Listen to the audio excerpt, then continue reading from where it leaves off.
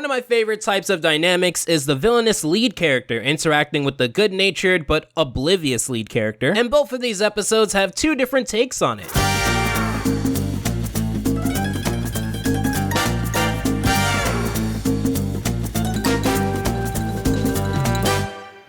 Starting with Roll the Dice, it starts off with our favorite cup duo playing with Elder Kettle's Lucky Tire, and then lying about playing with Elder Kettle's Lucky Tire. Lying, the great new hit since Telling the Truth. As the tire rolls into the city, we get into the focus of this episode, a popular show called Roll the Dice, led by popular entertainer and soul catcher, King Dice. You'll see in both of the episodes that we're dealing with an ultimately charming or charismatic villain, and a naive younger character who is none the wiser until it's too late. If I could describe this scene with one phrase that describes how I feel about this opening, it would be aesthetically pleasing. In a functional way, it makes sense that the band is playing cards, thematically bouncing off of King Dice's gamey feel. The facial expressions give him a charming but ultimately crooked feel. Obviously, as I mention in every Cuphead review, the music is not only incredibly catchy but also fits into being aesthetically pleasing. But more importantly, the beginning of this episode sets up the expectation that everyone likes King Dice. This is important for later. Yay!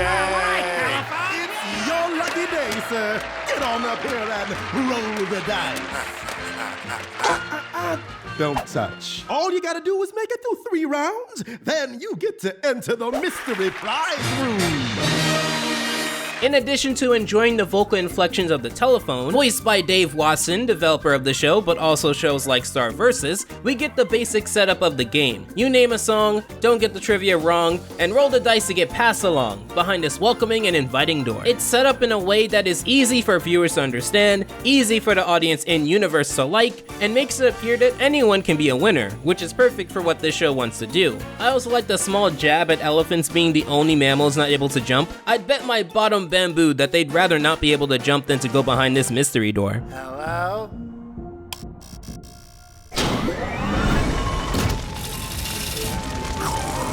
Uh-oh.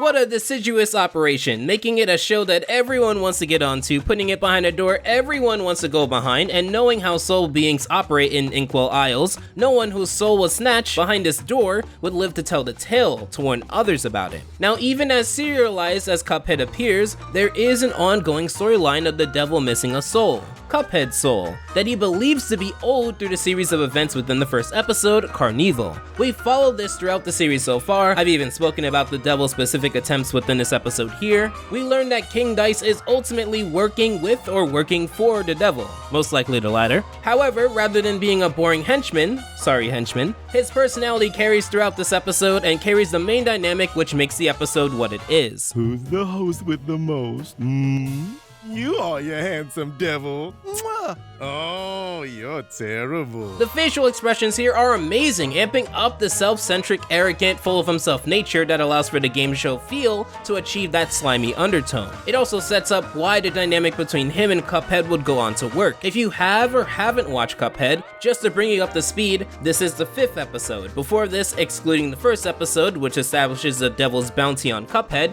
we would get one-off episodes such as Baby Bottle, Ribby and Croaks, and Handle with Care, of which let's focus on Ribby and Croaks. It was an episode focused on Cuphead and Mugman getting conned out of their $5 when all they wanted was ice cream via 2 frogs, Ribby and Croak, and their ferry boat club called the Flytrap. Sneaking onto the boat, they cause a lot of commotion, ultimately destroying it. Now, why do I bring this up? Because amongst everything that I can say here, episodes like that showed me that Cuphead, and to a lesser extent Mugman, don't really care about the implied authority that adults have.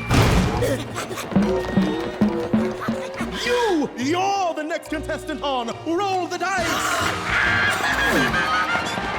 So now that you know that everyone likes King Dice works with the devil, and Cuphead doesn't care about authority, let's see how Imitation Krabs starts out. Imitation Krabs begins with the legendary French narrator describing what appears to be a regular day at the Krusty Krab, home of the Krabby Patty, with its top secret formula known only to those brave enough and intelligent enough to comprehend its culinary complexity. Hey yo, hold up. Can you spot the 2 things wrong in this sequence? No, we don't even need to do that. Who goes to a restaurant to suck a burger? Who goes to a restaurant to take the bun off and lick the patty? That's incredibly, unbelievably insane. To those party poopers who'd go, so what? Let people live their life. They paid for it? I don't even want to hear that here. Our instincts is to point out the abnormal in our vision. If you walked into a restaurant and saw someone giving a good suck to a Krabby Patty, you would think that they're acting out of pocket. There's a tasteful use of live action within this, which proves that you can incorporate live action into animation in a way that doesn't take away from the episode. That, plus the music and the narrator, it's just unmatched within SpongeBob, and it's scary to think that these episodes are on their way to be 25 years old in a few more years. But wherever there's a secret recipe, there is someone who wants to steal it. And even that is better than a new death sound we have on Roblox, but that's a different point. Plankton up to this point is still a rather new character, one that Doug Lawrence worked heavily with to convince Hillenburg that he should be within the main cast. Outside of his debut Plankton, his other appearances were Culture Shock, although quite minor, Fun, probably one of his best appearances still to this day, Sleepy Time, another minor appearance, Valentine's Day, and most notably, Walking Small, his third major episode appearance up to this point, which above Fun and Plankton, it gave him a newfound range that wasn't just connected to Mr. Krabs. In that aspect, he's still a rather new character up to that point, and you can tell in the way that he's portrayed that the audience isn't meant to expect that Plankton has been a well-known person within the Krusty Krab and Mr. Krabs' history for a while now. Are you SpongeBob SquarePants? No, I am not. Upon trying to get the formula out of SpongeBob, he realizes that SpongeBob has an unconditional loyalty to Mr. Krabs, paved out of respect and passion for what he does, which most people picked up after the initial episode, Help Wanted. However, this comes at the frustration of the easily angered Plankton, who just ruins his disguise to scream at SpongeBob. It's a fantastic dynamic between SpongeBob and Plankton, most of which we've gotten through the episode Plankton, Fun, and Walking Small. But this episode adds the variable of Mr. Krabs, who does not disappoint. Better cough up that secret formula or else! Plankton! Krabs! Plankton! Krabs! SpongeBob. Trevor? Michael. Between the amazing vocal performances of Doug Lawrence, Clancy Brown, and Tom Kenny, playing different characters that bounce off of each other amazingly, the main seed of this episode is planted that Plankton will stop at nothing to get the secret formula, which will involve some trickery, thus Mr. Krabs letting SpongeBob know that he needs to be on guard at all times for the safety of the Krusty Krab and its secret formula. You can't do this to me, Krabs! I went to college! Ouch! This leads into SpongeBob naively ripping off the head of a fish, thinking that it was a disguise for Plankton. He was half right. However, what I want to focus on here is that him ripping the disguise off was not out of ignorance. There was a point to it, even if he was wrong. He was naive, not stupid. In fact, him taking a hardline stance to protect the formula after being told the dangers of it leaking into the wrong hands is endearing in that he not only respects his job, but the word of Mr. Krabs. Contrast this with the other SpongeBob episode I've spoken about recently, where it seems like he does all of these things for the sole purpose of the team thinking that it would be funny. That is what people miss about SpongeBob. Mr. Krabs pulls him aside and guides him some more. Just remember the most important rule. No free napkins? No! The other most important rule regarding the secret formula. Only discuss the secret recipe with Mr. Krabs. I always thought the most important rule was why do today what you can put off till tomorrow. What is today but yesterday's tomorrow? Mr. Krabs is just blasting Squidward with philosophical rhetorical jabs, which is also missed within current day SpongeBob. So what we have is establishing that SpongeBob, like Cuphead, is naive, and Plankton, like King Dice, is maniacal. And soon we'll see how both episodes plan to tackle tricking the naive character into doing their bidding. Until then, let's go back to Roll the Dice. The rest of this episode's enjoyment, in my personal opinion, depends heavily on one thing: how annoying is Cuphead to you, the viewer? Welcome to the show. Now, let go of my leg and tell us a little bit about yourself. My name is Cuphead Cuphead. I like roller coasters and hot dogs and tilt-a-whirl and hot dogs and flying swings and hot dogs and throwing up and roller coasters in that order. What a lovely introduction. Cuphead in story is very impulsive, rude, and debatably careless. A lot of this can and generally is waved off via him being a kid and the atmosphere of Cuphead being a bit meaner, which I do enjoy a lot. I can imagine a subsection of viewers being turned away by this in-your-face nature of Cuphead being bratty, even if it is to someone who's shown to be evil and manipulative. To give you a recent example, I remember when watching Turning Red, feeling a bit awkward with some of the scenes with May and her mom. But when you know that they're supposed to be awkward, embarrassing, cringe, to demonstrate the feeling that she and others may have dealing with puberty and this kind of parent, it makes sense. It's not supposed to feel good, because the situation itself isn't good. Wow! I can't believe I'm standing next to the King Dice! You're way shorter in person. Now first, That's for you, Jimmy! And you know what for. Devil's advocate aside, pun not intended, I actually enjoyed a pattern interrupt of having this calm, cool, and collected but arrogant Dice be thrown off by Cuphead's lack of reading the room, fueled wholly off of his own impulsive thoughts and spur-of-the-moment desires. The episode builds up King Dice being someone who has everyone under his control via his charisma, and it's not that Cuphead doesn't care about King Dice, in fact, he likes him, but his personality just isn't someone who follows rules or etiquette, and whether through ignorance or, well, mostly ignorance, he'd most likely feel like this is the normal way to act. We then get Cuphead making a joke about cannibals, which brings up the question, do cups eat meat? And if so, would a cup cannibal be an omnivore? And if so, does a cup's material count as flesh?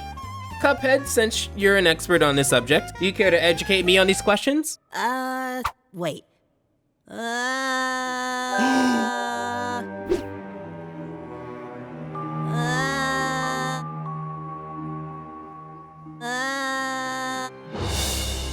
King Dice has a good, devious, but good thing going here with this soul-snatching operation disguised as a hit show, but all souls are not valued equally in Inkwell Isles, as one soul in particular is wanted by the devil. Dice, now knowing that he's in possession of what the devil wants the most, his gears turn in giving Cuphead the easiest time ever to roll the dice and to get the grand prize, ironically, also being a grand prize for the devil, a win-win for the both of them. When you look at these two episodes, the key difference is that one of them deals with a manipulator in public, and the other is mostly dealing with the manipulator in private, and it creates two different scenarios for the dynamic, as while Plankton has the freedom to speak to SpongeBob one-on-one as, quote, Mr. Krabs, King Dice has the added layer of still trying to be a good host and performer. King Dice, however, makes a fatal flaw. He lets the devil know about his capture before he captures Cuphead's soul. it's your number one calling.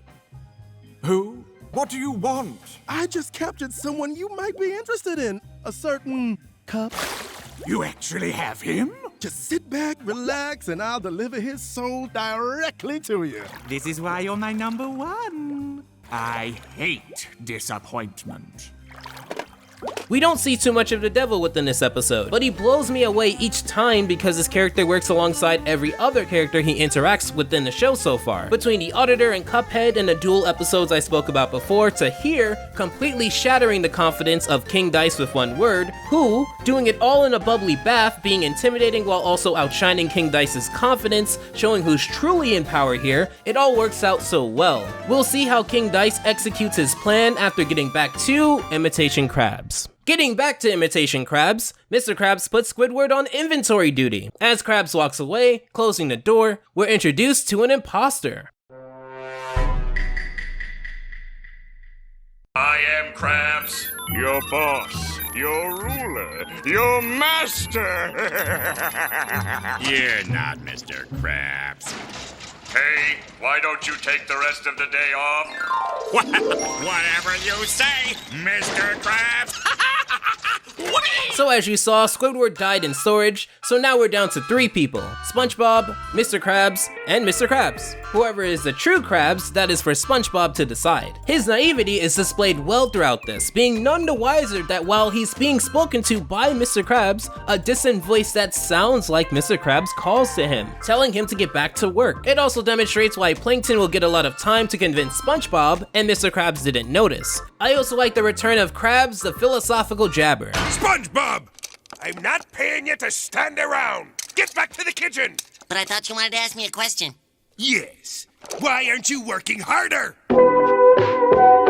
On top of being funny, Mr. Krabs is amazing in this episode. While one may condense his personality down to just being cheap, I'd argue that he's multifaceted within this episode. He serves as a father figure / guide to SpongeBob, a witty boss who matches Squidward's snark with an added level of wisdom, a money-loving boss who doesn't know the meaning of employee benefits, and also cheap. But it takes all of that together to make Mr. Krabs who he is, or who he was, depending on who you ask. A small underappreciated part of this episode is the music and how the dialogue is enhanced by it. Take this scene of Plankton describing how he plans to shoo away Krabs so that he can get the secret formula. I'll never get that formula with that pest crabs popping in and out like that.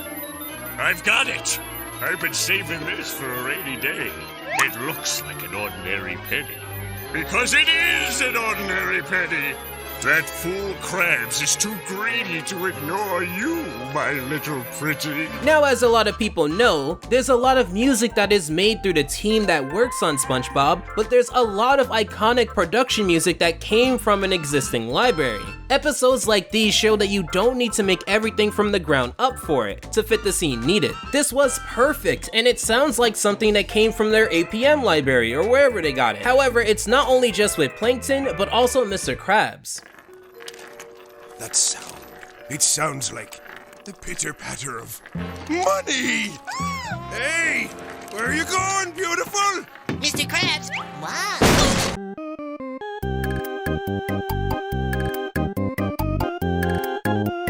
Now, when people think of Imitation Krabs, they think of scenes like this, where Plankton has to prove himself to SpongeBob. Some of the most iconic scenes of SpongeBob come from these scenes here, while Mr. Krabs is off chasing a penny. Some may question the logistics of chasing a penny when you have a restaurant that makes a lot of dollars by the hour. But the flaw in Krabs' pursuit of money, outside of being selfish and abrasive, is that he can be short-sighted and take a penny over the dollar if the penny is closer. Plankton is also short-sighted with an added layer of arrogance, not only laughing outside of the Krusty Krab after laughing about coming up with his penny plan, but also takes his time in getting the recipe out of SpongeBob. Unfortunately for him, Mr. Krabs has set out an entire process when it comes to getting the formula.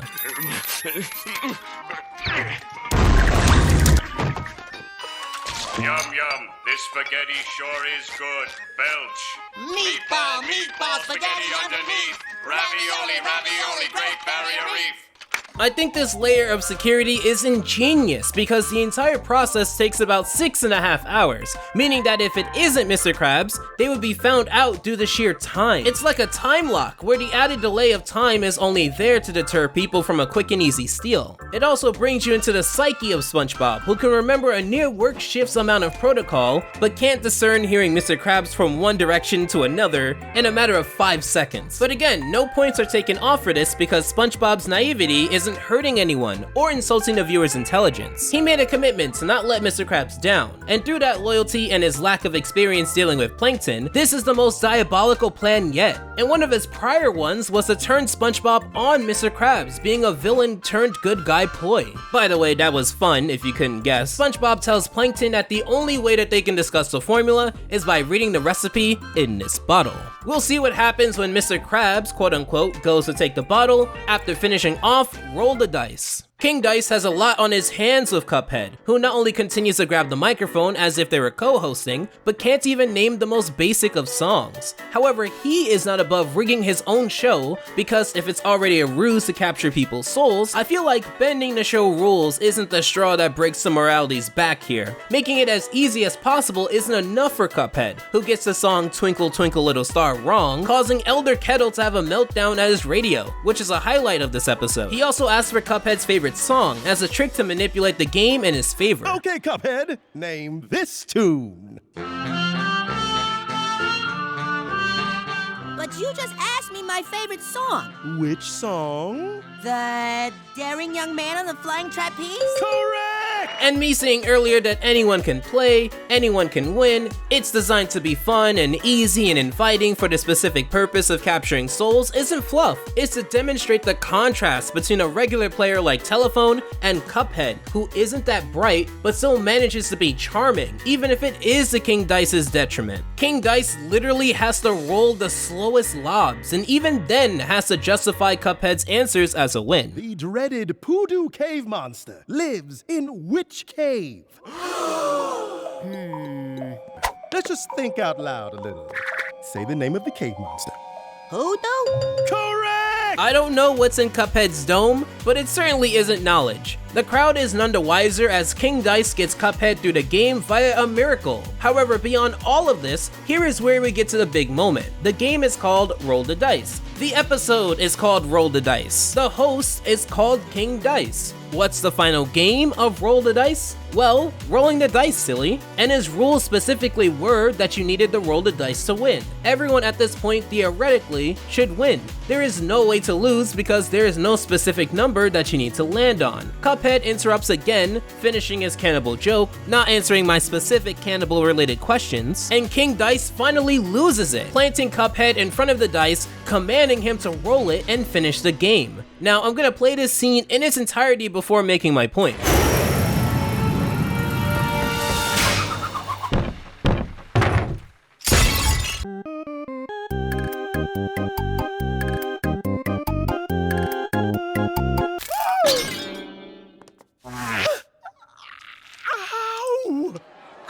Dang it. I guess I lost. Now listen, I don't practice law, but if I did, my client Cuphead would be well within his rights of winning. He technically rolled the dice. If you need to roll the dice and land on a number, it did before exploding. And listen, if the dice needs to be intact to count, that was never mentioned anywhere. This would be like if you shot a basketball through a hoop and just so happened to explode when it touched the ground. That should 100% count as a point. My client here has been robbed of a great opportunity and the crowd totally didn't see it coming. However, what they do see is what every viewer has known for a while now. This show is a scam. King Dice tries to play along, but in universe, the crowd doesn't buy any scenario where Cuphead won. In you go.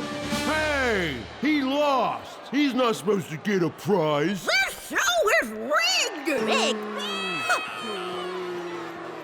Come on, Muggsy. Let's leave with our dignity intact. Now you see why the fatal flaw was in calling the devil and promising something that he did not foresee a future and not delivering. King Dice does try to use force, however in a full circle, pun not intended, Elder Kettle's lucky tire makes a save, absolutely flattening King Dice's attempts to capture Cuphead. But even worse, he has to confront the devil about this, and what is undoubtedly the best part of this episode. Well, besides Elder Kettle shouting at Cuphead for getting a simple song wrong. Say, how? So, Dice, you know Henchman, don't you? He was just telling me that tonight you had your first loss. Ever. Look, I can explain. Silence! Huh? You had him right in the palm of your hand! I am very, very disappointed!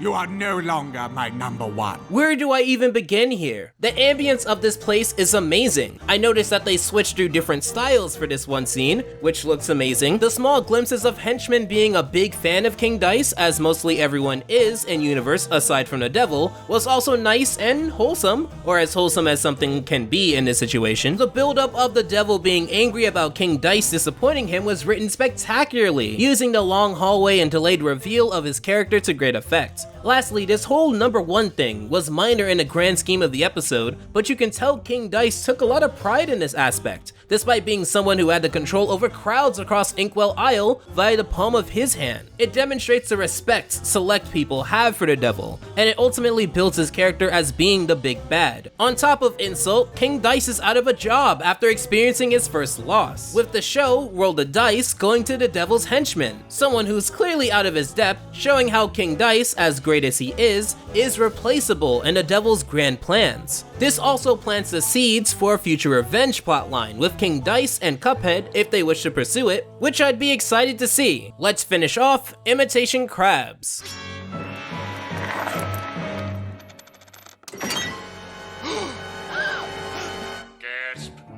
could you do this, SpongeBob? Giving me secret formula to this imposter! Don't listen to him, SpongeBob. Remember, ravioli, give me the formuoli. SpongeBob, no! Don't listen to him! I'm the real Mr. Krabs! Don't listen to him. He's obviously a robot. It is here where SpongeBob looks like he's eaten some bad barnacles and plans to shoot the imposter with tartar sauce for getting between him, his trust for the real Mr. Krabs, and the secret formula. We also get to see a lot of different emotions out of SpongeBob: anger, confusion, panic, and these emotions are rare nowadays. First question. What time does the Krusty Krab open?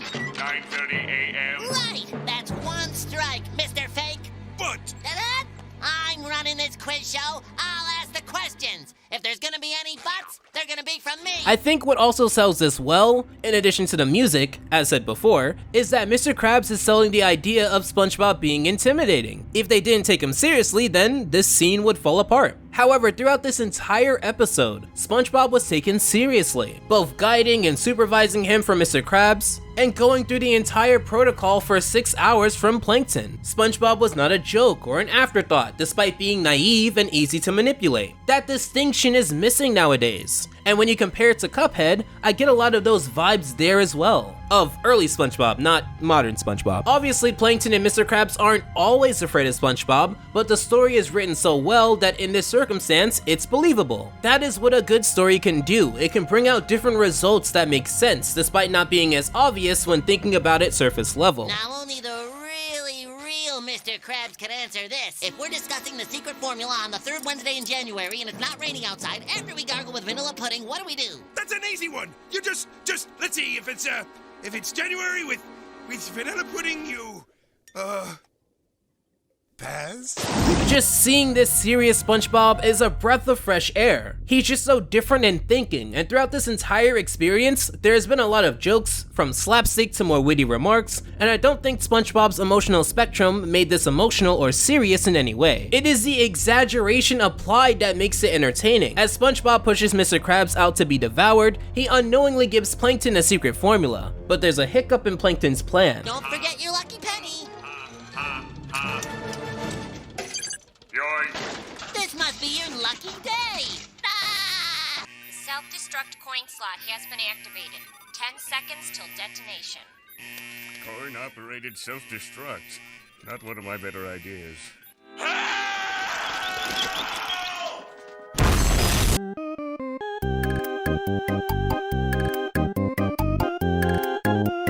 Few things. One, the self-destruct makes sense because as devious as Plankton is, his biggest fault is that he is just as equally short-sighted as Mr. Krabs at times, and thus would invent a self-destruct just because he wanted to. Two, hearing Karen as the self-destruct sequence activates is either oddly romantic and sad, or kind of weird depending on your opinions of impending doom. Three, hearing Plankton's contrast between a soft-spoken introspection and a screaming panic is the range that only Doug Lawrence would have been able to provide at such a high level. Lastly, the fact that there's a hand in the ocean with a fork eating food that's completely surrounded by salt water is insane. SpongeBob does rescue Mr. Krabs, apologizing for getting it wrong, and Mr. Krabs forgives him. Again, contrast this with that other episode where they just deal with him because he has no plans to change or understand other people's perspectives. See, Mr. Krabs, I'm sorry. I thought you were a phony. That's okay, me lad. Long as the secret formula's safe again. However, that penny's coming out of your paycheck. I think both stories are told well, both are animated well, but Imitation Krabs was just funnier, so it gets my vote. Which episode do you think handled the topic better? Let me know in the comments down below, and until then, take care. Alpha out.